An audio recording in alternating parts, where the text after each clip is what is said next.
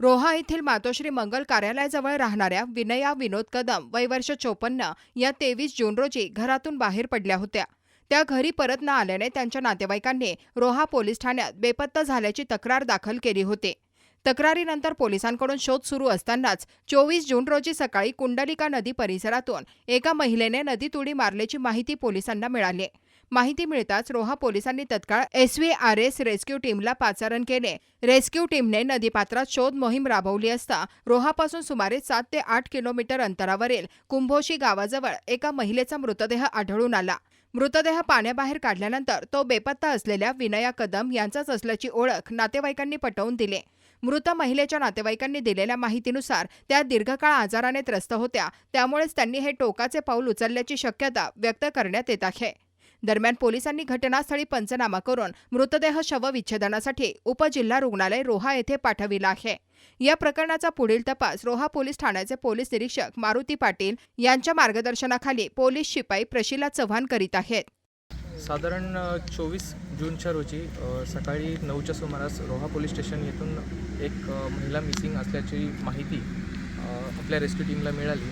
पोलिसांच्या मार्गदर्शनाखाली शोध कार्य या ठिकाणी राबवण्यात आलं। सकाळी आपण 9च्या सुमारास शोध कार्याला सुरुवात केली। रोहा अष्टमी पुलापासून ते खाली जितकं शक्य होईल तितकं आपण शोधकार्य करत होतो आणि ह्याच दरम्यान आपल्याला कुंभोशी गावाच्या हद्दीमध्ये जी मिसिंग महिला होती त्या महिलेचा मृतदेह आपल्याला सापडून आलेला आहे। ह्या दरम्यान साधारण आपल्याला एक 3 तासाच्या शोधकार्यानंतर त्या महिलेचा मृतदेह सापडलेला आहे। साधारण महिला किती वर्षाची, काय नाव आहे, काय कल्पना आहे? अद्याप आम्हाला कल्पना नाही, पण पोलीस स्टेशनच्या जे प्रशासन आहे त्यांना पूर्ण कल्पना आलेली आहे। मिसिंग केस नोंदवून झालेली आहे का?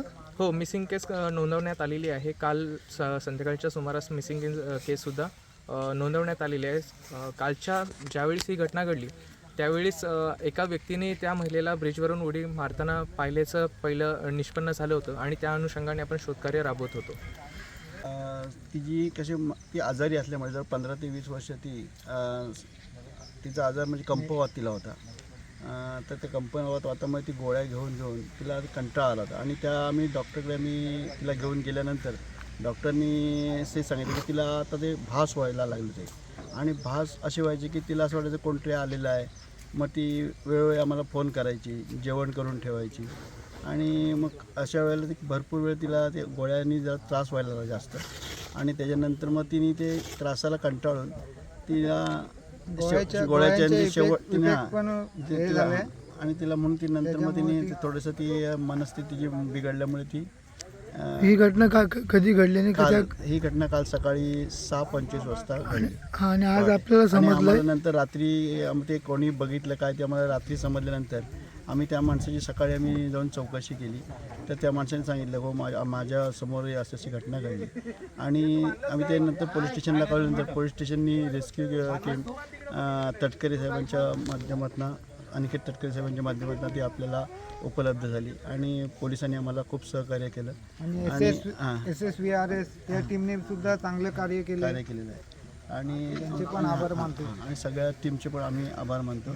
आम्हाला पोलीस स्टेशन आणि सगळ्या लोकांनी, इथल्या स्थानिक लोकांनी खूप काय आरोप वगैरे नाही, काही आरोप वगैरे यांचे जे पती आहेत ते कुठे आहेत सध्या? आहेत गाडीमध्ये आहेत। ओके। तुम्ही पाहत आहात विस्टा न्यूज मराठी।